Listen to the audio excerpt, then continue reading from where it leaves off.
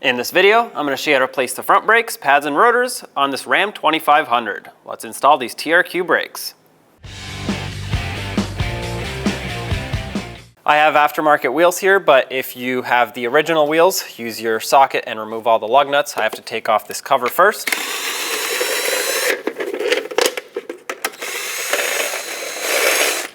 I need a special socket adapter to take these lug nuts off. Whatever socket size you need, remove all 8 lug nuts.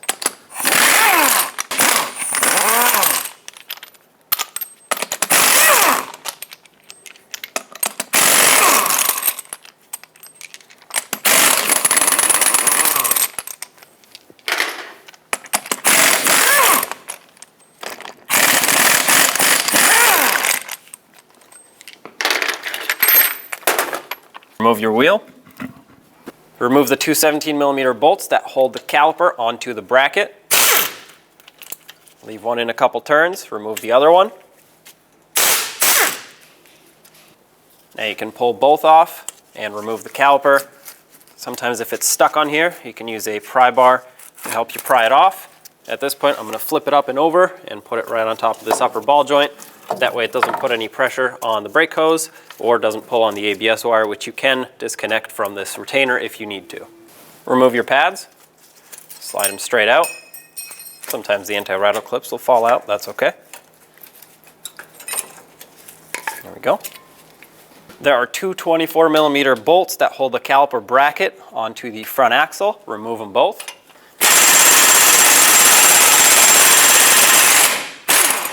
There's one. Leave that in a couple threads, remove the top one. Once you have them both broken free, remove them both and remove the caliper bracket. My rotor is seized on there. At this point, you should be able to just remove it.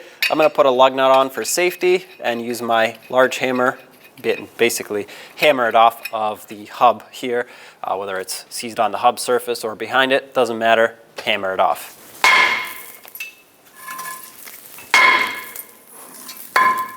Now I can remove my safety lug nut and remove the rotor.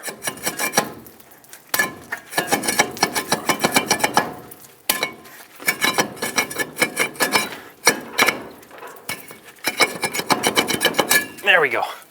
At this point, let's clean up the surface of the hub. I want to focus on the outer ridge here as well as on the inner ridge. As you can see, the center is recessed in a little bit and it's not even that rusty, it's just a little bit dirty. So of course I'll clean it up, but this right here and here is where the rotor is going to sit, and you want to make sure it's nice and flat. If it isn't, the rotor might sit at an angle if it's got a lot of rust buildup. Mine is in okay condition, so a wire brush should do the trick, but if you need to sand it down, go ahead and sand it down. Otherwise, the rotor will not sit flush, not flat, and you'll end up with a bunch of other brake issues, so you want to avoid that. It doesn't have to look perfect, you just have to get it nice and flat. Rinse it off with brake parts cleaner once you're done.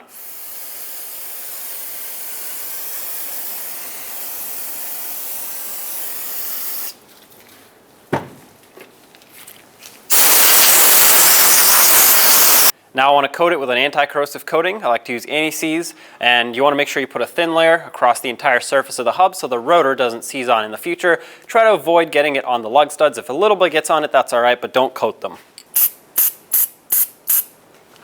I'm going to put the rotor on backwards, that way I can clean it a lot easier. Take a clean rag and some brake parts cleaner, clean off the braking surface.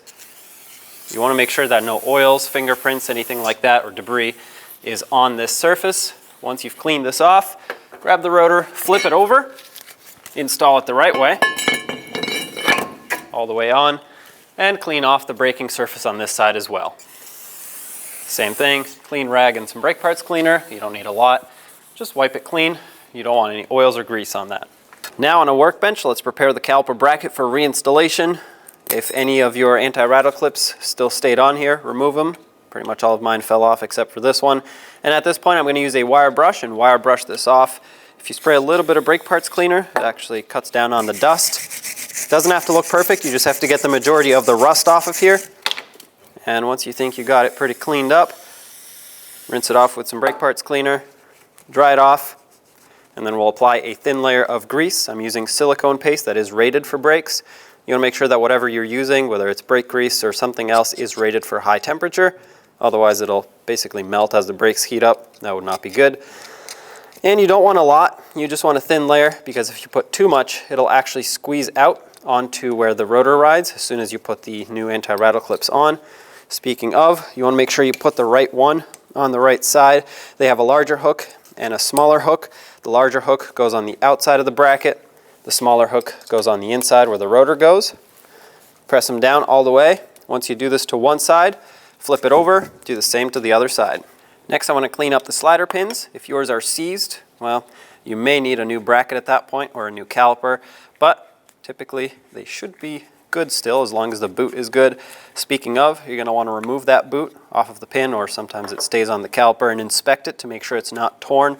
And if you want to clean it, you can stick a rag through it, pull it through the other side, and kind of squeeze all the old grease out onto your rag. That's plenty clean. And next, I'm going to take the pin and wipe all the old grease off of that. You want to make sure that it's not corroded in any way. A lot of times it'll corrode up here. You want to clean that up in a wire wheel if needed. This one looks in really good shape. Clean this off. I'm not too worried about the grease that's in here still. There isn't a whole lot, and actually it was good grease. So I'm just going to put the boot right back over this, and I'm going to take my silicone paste that I used earlier and stick a bunch of it in the boot here. This is going to be basically a reserve of grease. Put the rest that I have on my brush on the pin. You can't put a lot on the pin because it'll get wiped off as you try to slide it in. And some on this top ridge here. Slide the pin into the caliper bracket. Squish it to push all the air out. Give it a couple twists to work that grease in, and do the same to the other side. Now take your caliper bracket, line it up with the front axle here, and get the bolts started on it. Once you start one in, you should be able to thread it on pretty much all the way. And then you can let go, start on the second one. Make sure they go on smoothly. Once you bottom these out, the torque for them is 260 foot-pounds.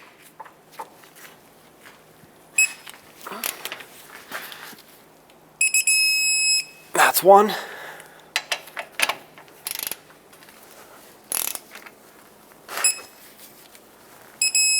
And two. Install the new pads. They both are the same. They both take a wear indicator, so it doesn't matter which one you put on which side. Like I said, they're both the same. Try to get these spring clips to fit over the anti-rattle clips. What these do is they actually push the pad away from the rotor when you're not on the brakes, and they should slide on smoothly like this. If they don't move around, that means you didn't clean up the bracket enough and they're actually getting squished, which will lead to some braking issues. These are perfect, so let's install the caliper. Now let's break the bleeder screw open, use a 10mm wrench, and crack it free. Fluid will start coming out, that's normal. And what we want to do now is push the two pistons back on the caliper. I have a collection bucket catching all of the old brake fluid. I'm putting a pad in just as a spacer, and I have this tool that pushes the pistons back evenly. If you don't have this, you want to be careful whatever you use. You want nice, slow, even pressure, and all the old fluid should come out. Okay, that pretty much bottomed out right there, so I'm going to remove my tool. Once again, it takes a lot of force to push this back with the bleeder screw open. Your caliper pistons are seized, you need a new caliper. At this point, I have the bleeder screw pointed up so that all the air can be pushed up just by gravity, and make sure you get a little bit of fluid coming through. There we go. At this point, once all the air is out, I can close the bleeder screw. Just make it snug. You can always snug it up once it's mounted on the vehicle. At least this will stop it from leaking. Rinse all of the brake fluid off so it doesn't get on your new brakes. Use some brake parts cleaner. Get all this nice and cleaned off. Now take your caliper, slide it over the pads and over the caliper bracket. Make sure the pins line up. If it doesn't line up with the pins, it's not going to slide on. There we go. And now you can, if you have your bolts ready, you can start them in. Make sure they actually start in smoothly. Sometimes it's a little tricky to get these to line up. There we go. Once it starts, it should thread on nice and smoothly. I'm going to bring this one in all the way and then move to the top and start this one in as well. The torque for these is 24 foot-pounds, so it's not a whole lot. So if you're tightening these up with an air tool, don't go too much on them. Once again, 24 foot-pounds. That's one. And that's two. I'm just going to double check this bleeder screw to make sure it's nice and snug, which it is. Since I had it open with the caliper moving around, you always want to make sure it's properly closed. Since I had the bleeder screw open and fluid came out of the system, you always want to top off that master cylinder. And at this point, of course, the procedure is the same on the other side. Once all that is done, pump up the brakes and let's get the wheels on. Let's get the wheels back on. Put on all 8 of your lug nuts, bottom them out in a cross pattern, and also in a cross pattern, torque them to 130 foot-pounds.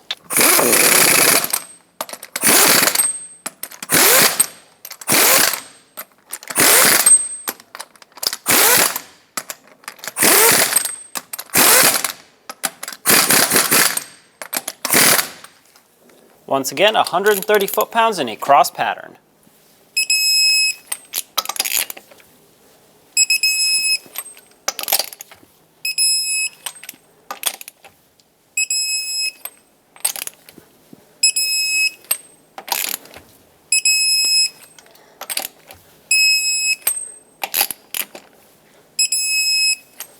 At this point, if your vehicle had any sort of center cap or hub cap, go ahead and put that back on. For me, I have to put this back on.